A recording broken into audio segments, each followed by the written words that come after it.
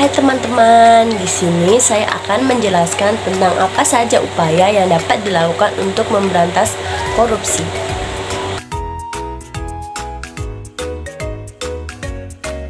1.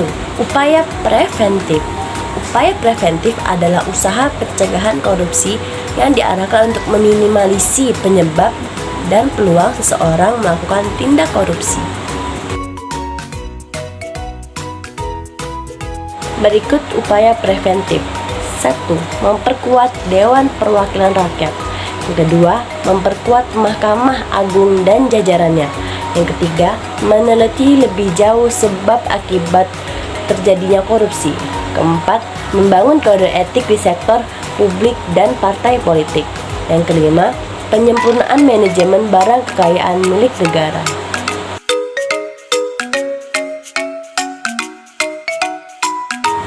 Upaya detektif adalah upaya yang diarahkan untuk mendeteksi terjadinya kasus-kasus korupsi di Indonesia dengan cepat, tepat, dan biayanya murah, sehingga dapat segera ditindaklanjuti oleh pihak yang berwenang.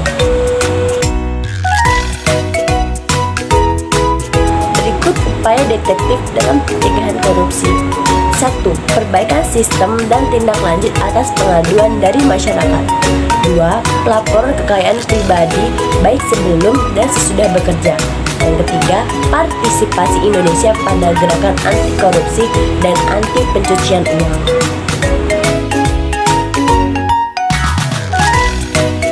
Upaya represif. Upaya represif adalah usaha yang diarahkan agar setiap perbuatan korupsi yang telah diidentifikasi dapat diproses dengan cepat, tepat, dan dengan biaya yang murah, sehingga para pelakunya dapat segera diberi sanksi sesuai dengan peraturan perundang-undangan yang berlaku.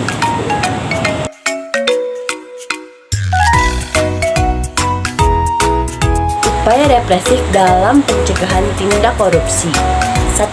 Penguatan kapasitas badan atau komisi anti korupsi. Yang kedua, pemberlakuan konsep pembuktian terbalik. Yang ketiga, penyelidikan, penuntutan, dan penghukuman koruptor-koruptor besar dengan efek jera.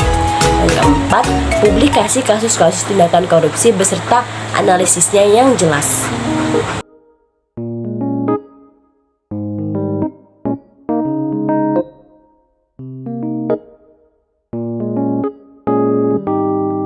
Pusat Edukasi Anti Korupsi KPK mempersembahkan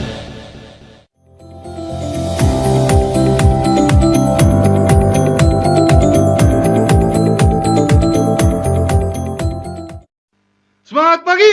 Pagi, pagi, pagi. Strategi pemberantasan korupsi dan rencana aksi berantas korupsi.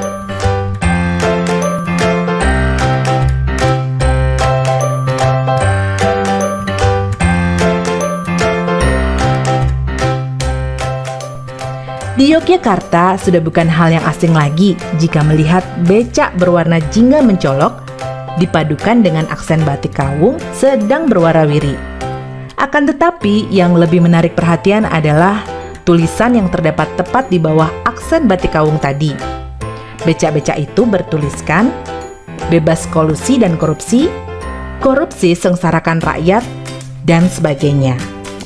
Iya, becak anti korupsi itu merupakan hasil kreasi dari Majelis Pemberdayaan Masyarakat Pimpinan Pusat Muhammadiyah, bekerja sama dengan KPK untuk menggugah kesadaran masyarakat akan bahaya korupsi. Apakah Anda tahu, becak anti korupsi di Yogyakarta tadi dapat dikatakan sebagai salah satu contoh kontribusi masyarakat dalam bentuk kampanye anti korupsi. Strategi pemberantasan korupsi terbagi menjadi 3, yaitu strategi represif, strategi perbaikan sistem, dan edukasi dan kampanye. Kira-kira apa yang dimaksud dengan strategi represif? Melalui strategi represif, KPK menyeret koruptor ke meja hijau, membacakan tuntutan, serta menghadirkan saksi-saksi dan alat bukti yang menguatkan. Tahapan yang dilakukan dalam strategi represif dimulai dari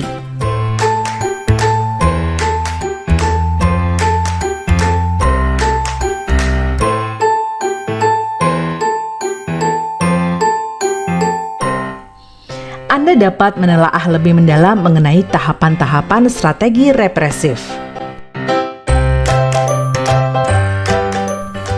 Selanjutnya, perbaikan sistem. Di Indonesia, masih banyak sistem yang justru membuka celah untuk terjadinya tindak pidana korupsi.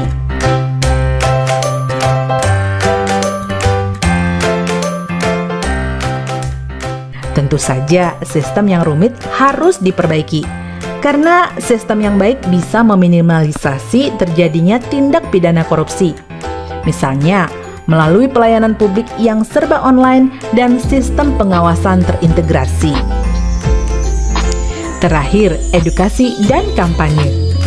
Salah satu hal yang penting dalam pemberantasan korupsi adalah kesamaan pemahaman mengenai tindak pidana korupsi itu sendiri.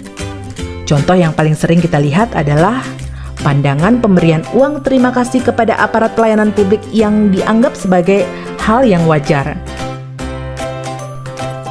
Maka dari itu, edukasi dan kampanye merupakan hal yang sangat penting untuk dilakukan sebagai bagian dari pencegahan. Edukasi dan kampanye memiliki peran strategis dalam pemberantasan korupsi. Dengan demikian, seluruh masyarakat Indonesia dapat ikut turut serta beraksi dalam memberantas korupsi. Korupsi tidak dapat dibiarkan lagi.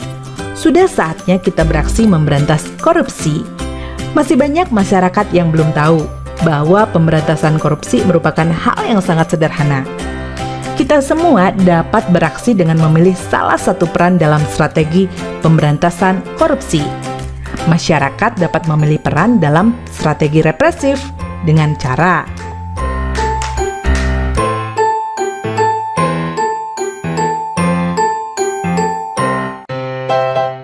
Selain itu, masyarakat juga dapat memilih peran dalam strategi perbaikan sistem dengan cara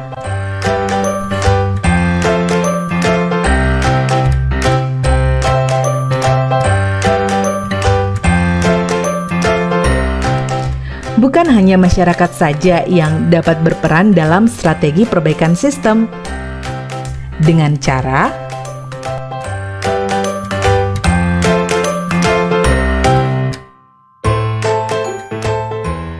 dan masyarakat juga dapat memilih peran dalam strategi edukasi dan kampanye dengan cara menyesuaikan bakat atau kemampuan yang dimiliki. Sudah saatnya kita mulai berlatih untuk menjadi pribadi berintegritas.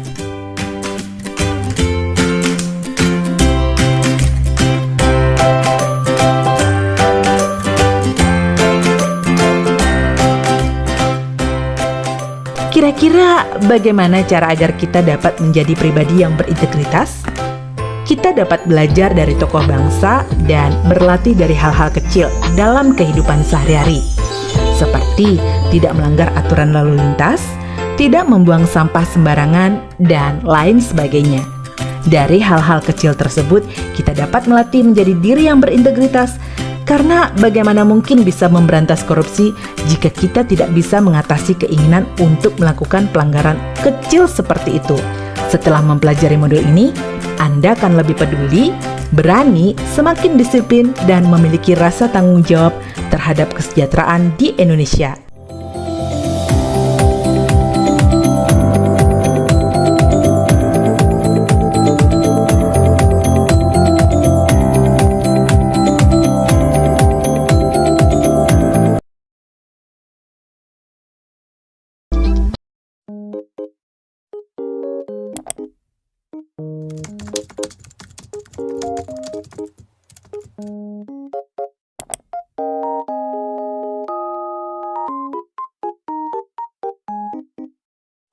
Thank